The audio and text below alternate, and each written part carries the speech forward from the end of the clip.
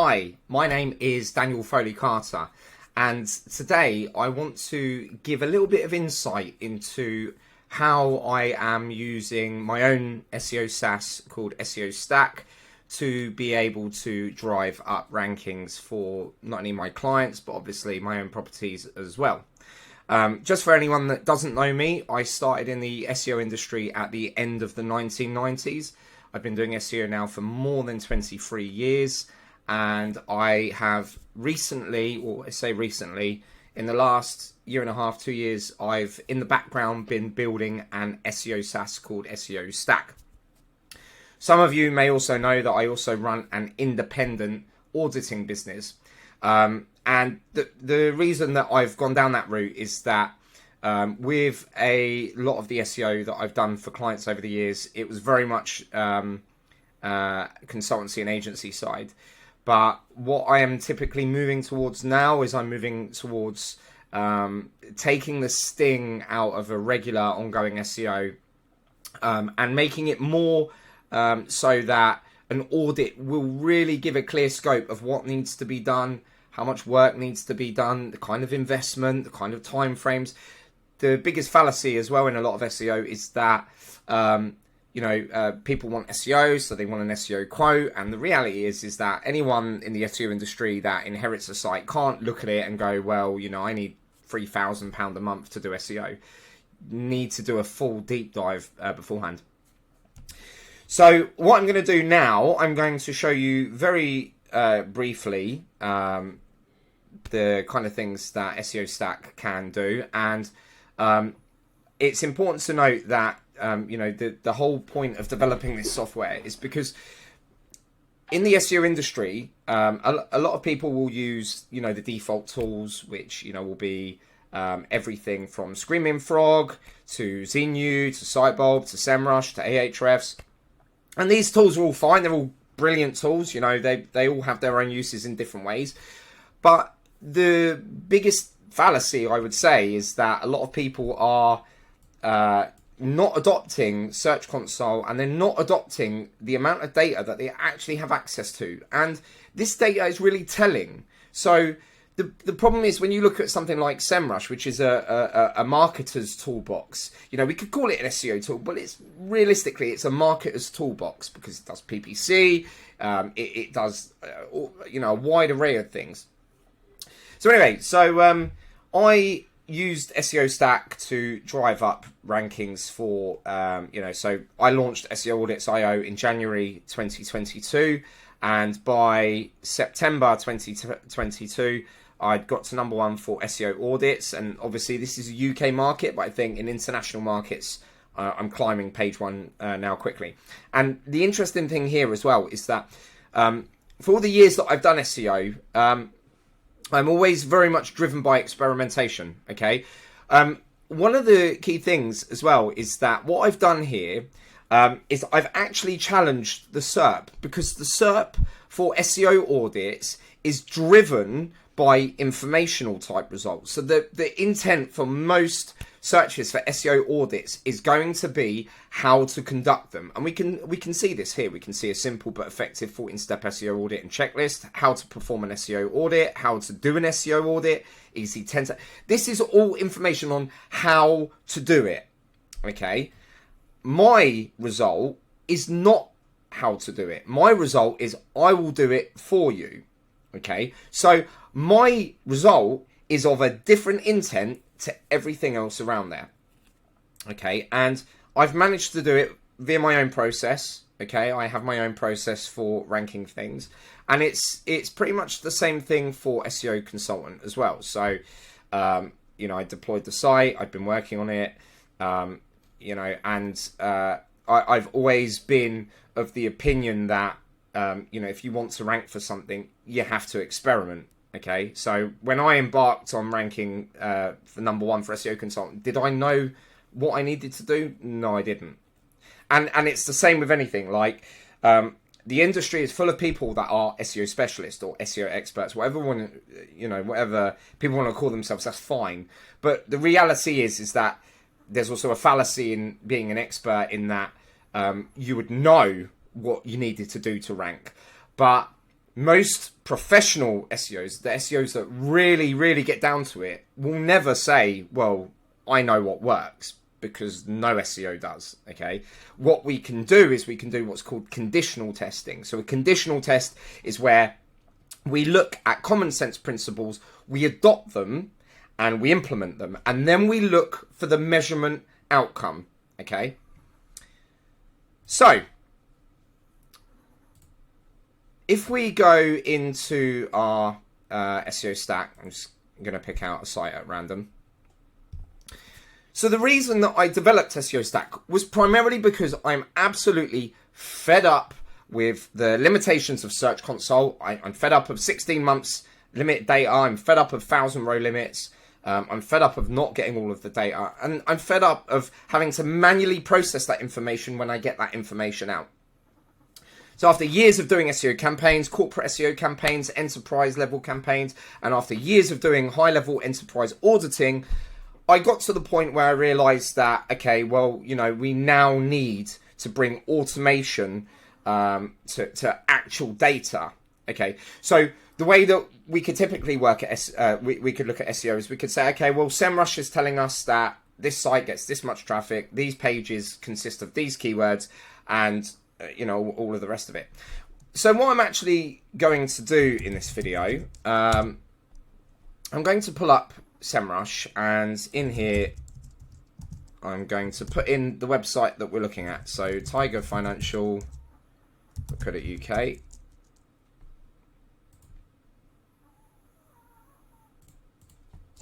And I will bring this onto my screen. Okay. So if we look in SEMrush, for example, we have organic keyword data. Okay, so we can see their estimation of what this website gets in terms of keyword distribution. Okay. The biggest problem with this is that, you know, it is projection data. Okay. And if I was going to make a decision on something, I would rather make a decision on actual data, not forecasted data. Okay, so how SEMrush gets this, it's really basic. They will scrape the SERPs. From the SERPs, every time they encounter a result for a keyword, they'll log that keyword against that result. And as they crawl and crawl and crawl, they build up a huge, you know, a huge volume of data. And then they can attribute keyword volumes to URLs and whatnot. So on the other side of things, Search Console obviously is the #1 place you should always go when you are an SEO. And it shocks me that so many people that I've dealt with over the years who have worked under me in SEO, or, you know, I've seen what they've been doing, and, you know, I see the same thing over and over again, right? So I see the reliance on SEMrush, and people go in and they start creating a project, put a site in, automated crawl, you know, spits out, you've got X amount of 404s, you know, canonical tags, alt attributes, title length, all the rest of it. But, you know, that's the ultra basic side of SEO. So if we look, for example, the issue here is that I could be making decisions on incorrect data. Okay. Now, this is fine if you're looking at competitors and you want to get an evaluation of a competitor and what they could have. But when you're working on SEO on your own site, you generally need to be looking at accurate data. So, according to SEMrush, there's 400 and, is that 94? I haven't got my glasses on. 494 queries for December, 491 for November. But the reality is that these numbers are nowhere near what they actually are. So if we were to tally up across the domain, I'll tell you what, let's do November. And let's actually count the data for November.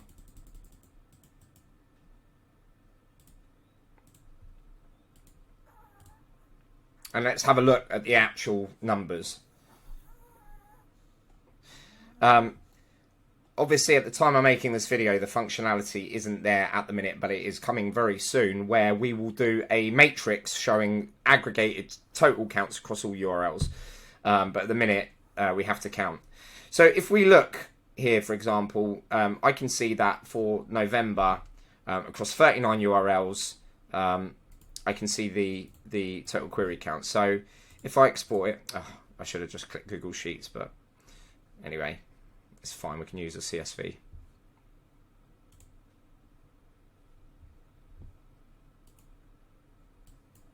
I'll just get it so I can open it. Okay. So let's take a look. So the total volume of queries. I'm so used to not using Excel anymore. So the actual volume of queries is 2,798. 2,798 versus 491. Okay, so query counts, traffic, and all the rest of it.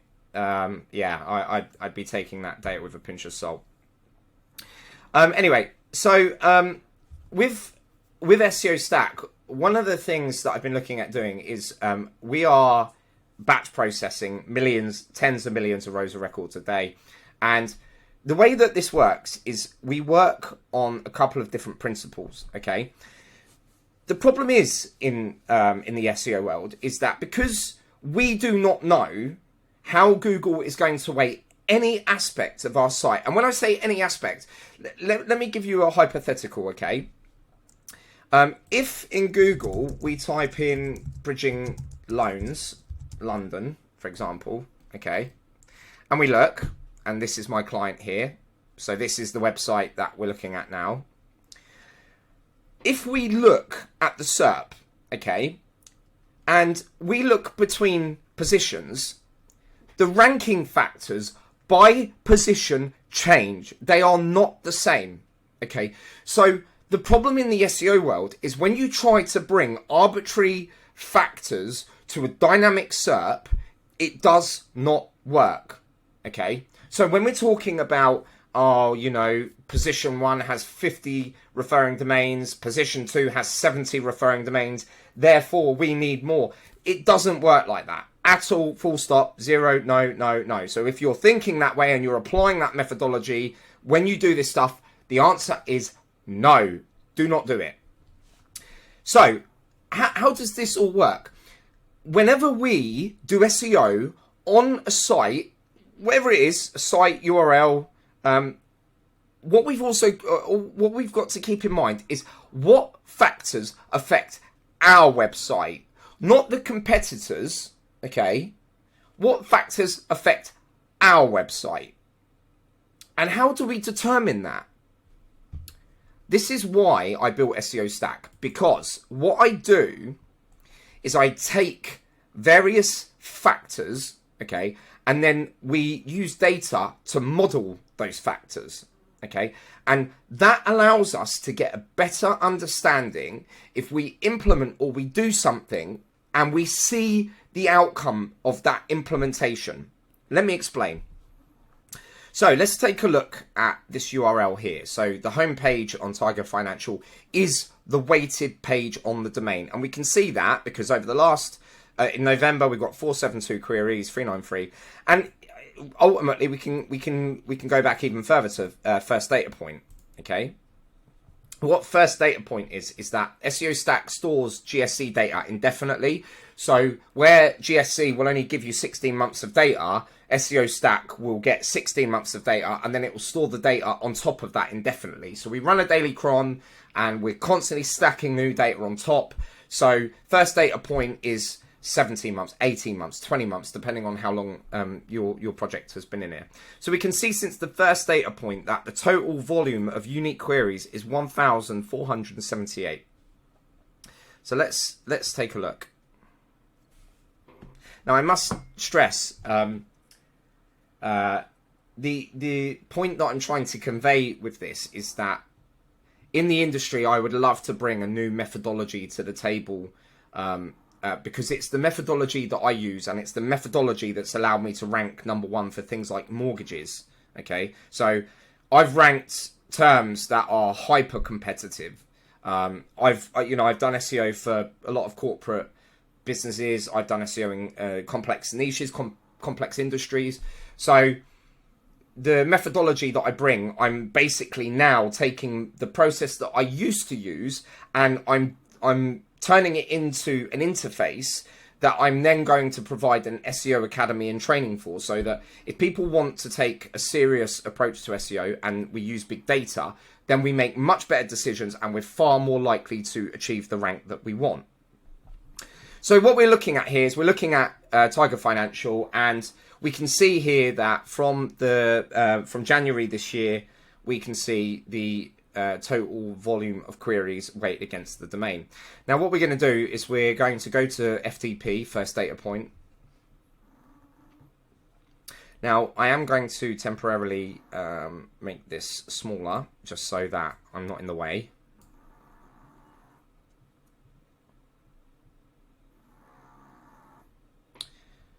Okay, so let's simplify the chart. So effectively, what I'm looking at here is I'm looking at the total aggregated volume of queries associated with the page. Okay, now, yes, these results can be impacted by single impression, zero-click queries, which we can filter out. And this, I don't think the site has hardly any of those. And fundamentally, you know, what you have to know is when you're analyzing this data, you also have to keep in mind things like a change in seasonality can naturally increase the volume of searches, and the increase in volume of searches can increase the volume of queries, but that isn't the indicator of increased weighting. Okay, if we filter those out, and we do because we use a trend modeling system, what we're typically looking at in most instances is weighting of page. Okay, so what I can see here over time is that this page has been gaining weight. It's increased in weight. So Google is serving it more because of A, B, C, D, E factors. Google is serving this page more. And I know that the process that I've been going through in terms of testing is increasing that weight. So I know to carry on with my ERP. Now, what I can also do is not only are we aggregating query counts here, but we're looking at the composition of that total aggregated query count. So I can see over time, I can see an increase in the volume of queries between position 31 to 100. So we've gone from 164 in April 21 to 350 by November 22. Okay, so I know that as the total volume of queries expands, I'm seeing more queries come in at position 31 to 100. Okay, but we can continue peeling back through this.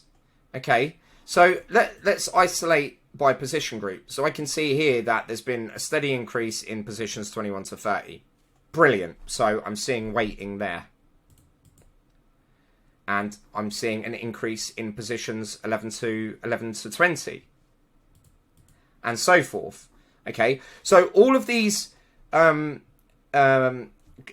counts are going up. And what we're seeing is at the same time they're going up, we're seeing the total goes up, and we're seeing position shift. And that position shift isn't impacting queries below it. So what that means is not only is the page gaining weight, but all of the query profiles are showing an upward trend. Okay. So what does that tell me? That tells me that Google is appreciating what's happening. It's appreciating here. Now, because this is root domain, one of the other things that I whenever I'm doing training is I always try to tell people that sometimes ranking a page is not about what you put on that page. It's about what's around that page. Okay, so the root domain could be gaining weight because the underlying page performance below it, Google's seeing content, seeing new links, seeing all of these things that we're doing. And it's like, okay, well, the root domain is an entry point for these terms, and the site is a good fit overall for a broader range of terms. Therefore, the volume of queries is going up. Okay, so I know that the process that I'm taking is having a positive impact. Okay. Now, the other thing is that we can filter by intent. Now, I can't show you that in today's video because it's still in development. It will probably be a rollout within the next couple of weeks, but we're actually going to draw the composition of these queries by intent. How many of the queries are information, how many are transactional, how many are navigational, how many are commercial. So what we're going to do is we're going to be able to draw the composition of the total, not just by position, but by intent. And this is going to be intrinsic in spotting dilution. Okay, and dilution is devastating to SEO strategies when you're trying to rank one thing, but because you wrote so much content, because you followed a writing brief and didn't pay attention to user intent, all of a sudden Google's misunderstanding what you're actually offering. Because if we take the example, right, if you've got a product category and you put so much content in there that it's no longer a product category, it's an article. Yeah, so you get the principle of dilution. We're building that into SEO Stack so that we can take the legwork out. So, you know, people aren't just endlessly doing an SEO strategy on content, in commerce, and vice versa. Okay. Now, what we can also do is we can do query level chart redrawing. Okay. So I know that in the SERP, and again, this is just my process, which is how I rank all the things that I want. So bridging loans London, for example. So let's take a look at the weighting for anything with bridging loans. Well, we can do bridging loan because that is partial match.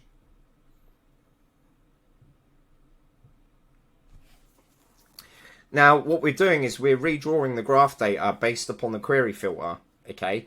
And with the query filtering, what we can do is we can segment out brand, or we can select partial match or exact match, or, you know, we can mix it up however we want.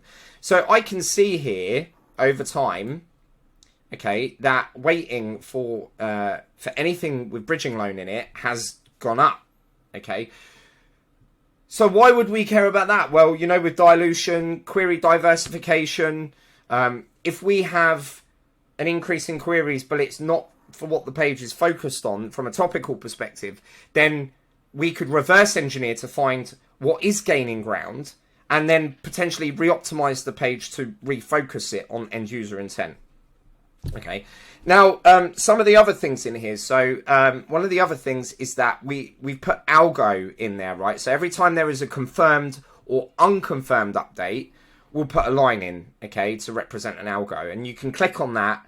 So the benefit here is that we can look for the relationship between a Google core algo update rollout and the impact on total query counts. Okay, so if we see a core update and we see a massive decline in queries, then we can start to reverse engineer that depending on whether or not the total query count line goes down, or if the query count line flatlines, but we see 1 to 3, 4 to 10 all show a negative decline, but we see 11 to 20, 21 to 30 show a gain, then if the total line is flatline, but the group show a shift, then that means there's position slippage. Okay, and there's a big difference between query loss and position slippage. Okay, SEO Stack has been built to visualize what's happening. Okay, because the other problem in SEO is that people measure performance by rankings and clicks. Okay, and you might say, well, Daniel, it's absurd. Why wouldn't you measure that? Like, well, yeah, you can measure it, but down the line, you only get clicks when you've got rank. Okay, so you can't use clicks as a measurement indicator for the things that you're doing. Okay, because clicks don't come until position 1 to 3 here. So let me explain that very briefly as well, right? So if we look, we can look at the relationship between clicks and position groups. Okay, so what we can see here is that clicks were much lower when there were no positions 1 to 3. And what we're seeing is that as our positions 1 to 3 come up, we see, lo and behold, an increase in clicks. So, on that basis, how do we know if we haven't got positions 1 to 3? Let's say we've got no positions 1 to 3. How do we know that what we're doing is right? We look at the end position group. These outer position groups are highly unlikely to generate any clicks. Okay, positions 31 to 100 probably will never generate anything, or the odd rare click. Okay, but if we implement new content, let's say we do like a content revamp, we create our end links brief, we use natural language processing, we do topical optimization, and we strengthen a page. Once we put that content back, how do we know that we're going to see the positive impact? We don't. Because most people have to sit and wait months and months and months and months. And if you're lucky and you got it right, your positions might come up and you might get clicks. Great. But for a lot of people, you might not have months and months and months and months. So how do you do it? Well, we can see here that there's been a significant increase over time in positions 31 to 100. So we've got that as a measurement indicator. Okay. This is really, really, really effective for knowing if something that we do is having the intended impact. Now, how would we measure this with SEO Stack? Well, in SEO Stack, what we can do is we can create an annotation, and we could say, let's say we've done an experiment in August 21. Okay, so in August 21, we re-optimized content with inlinks, revamped, adjusted intent, new FAQs. I'm going to drop this in here. So let's say we use also asked, which is a tool by Mark Williams Cook from Candor. So let's say we used inlinks, and if you haven't used inlinks, go to inlinks.net. Same with also asked. Let's say we've revamped the content, we've put in new FAQs, ABC. Okay, and then we say, well, we did it in August last year. Okay, so we did it on the 1st of August last year, and it was me that did it. Okay, and we made a content change. Okay, now just bear in mind, at the time I record this video, we're about to release a whole load of new check boxes as indicators. Okay, and if we want, we can select. We can say to SEO Stack, please email us if you detect a big shift, something outside of background change. Okay, then we can add our annotation. Okay, now we've added our annotation. We have a point that we can always come back to. So if we're doing SEO on a project, okay, and we want to see page level annotations, we can. So we can see here's our page annotation. So it could be that in August we did this implementation, and then from there onwards we can start seeing a change. Okay, so it might be that actually we don't see change for a while, or we decide to make another change, and then we can put annotations various ways through our journey to start looking at what is and isn't working. And what we're also doing with SEO Stack as well is that we're going to show what queries are gained and lost. Okay, so we're going to be able to identify if there's shrinkage, slippage. We'll be able to show where that shrinkage and slippage happens. But the point here is that we can blend algo and annotation data to look for relationship, or did something happen at an update time, or did something happen not long after an annotation? So we can overlay those details. So in doing this, we have a good solid model for understanding. Okay, and it's using this process. Okay, and there are, you know, a lot more elements to this. I'm not going to cover them in this video, but I will cover them in future videos, predominantly in webinars. So effectively, we want intrinsic changes to occur after we have a model for those. Okay. Now, what we're doing is we're also integrating our own AI. We're also integrating our own correlative analysis between different things. So, for example, we're blending data at the minute. So, for example, we're going to blend data from various sources. Okay. So, what we'll show in here, it's not here yet, but we'll show the natural language processing score of the content. We'll show whether or not the intent alignment is good, weak, poor. And then obviously at the minute, we don't show it directly, but we will show it directly. At the minute, you know, we're counting how many URLs support another URL, then what the distribution of majestic trust flow looks like. So what we're going to have correlative data side by side. Okay. That correlative data will be used to help guide people when they go to do their experimentation, okay? Because too many people will do something and won't have a measurement platform for doing it. And that is where SEO Stack is going to revolutionize SEO. There's loads of other things, right? You know, we're developing everything from search intent mapping. You know, at the minute, we're integrated with a few different content platforms. I know there's loads of writing tools out there, Surfer, Phrase, Inlinks and whatnot. We work with the Inlinks content analysis because, you know, for us, it's definitely been the best by far in terms of how powerful it is, the data modeling. The other thing as well, right, in the SEO industry, this is the other thing, right? You can't really sell complex SaaS, or you can, but generally it will be at enterprise level. So what happens? People that produce content tools aren't going to produce a content tool if it's got a complex interface and no one knows how to use it. The thing is that Inlinks is more confusing to use than Surfer, okay?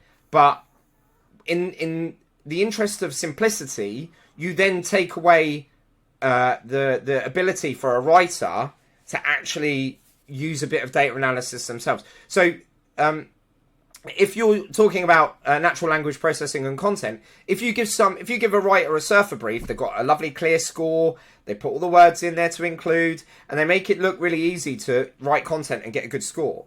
But the fallacy is that a content score from Surfer has no relationship to what Google ranks, okay? And that's the danger of people that aren't educated writing in a content tool and being oblivious to the fact that SEO score is just a property of that tool, okay? We like Inlinks predominantly because of how it calculates the natural language processing topic chart. There's a lot more to it, and even though it's a bit more complex, you're better off training a writer to understand Inlinks and do a better job. So in here, we've got the integration with Inlinks. So what we can do is we can also find if a query is misaligned with what the article's focused on based upon lead query click and impression. So we might say, okay, well, actually, that is a relevant term. Or we could say, why is it important to hire a bridging finance broker? So we could say, okay, well, I'm just going to click on that anyway. Oh.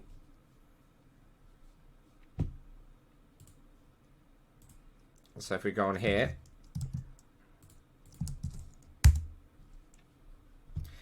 what we can do is effectively say, okay, well, this is what it's focused on. If we want to generate, we can override it, select our target market, and what this will now go and do is it will now go and run a natural language processing brief through Inlinks, and it will generate that brief. And what we're doing is whenever you generate an NLP score, it will add as an annotation in the query count chart, so you'll be able to view any correlation between improvements in your content optimization. And if you make external link improvements, NLP, whatever you cover, SEOstack will benchmark that data point, and then we can use that for correlative analysis. Anyway, I hope you've enjoyed this video, and I hope it gives you a little bit of insight into the importance of aligned intent, query counts, and things like that. There are a million other things that I would love to talk about and cover. Do subscribe to our YouTube channel. Go on SEO-audits.io. Find the YouTube channel and the LinkedIn icon at the bottom. Please follow us on YouTube and on LinkedIn. And stay tuned for lots more useful information and our next upcoming SEO webinars. Thank you.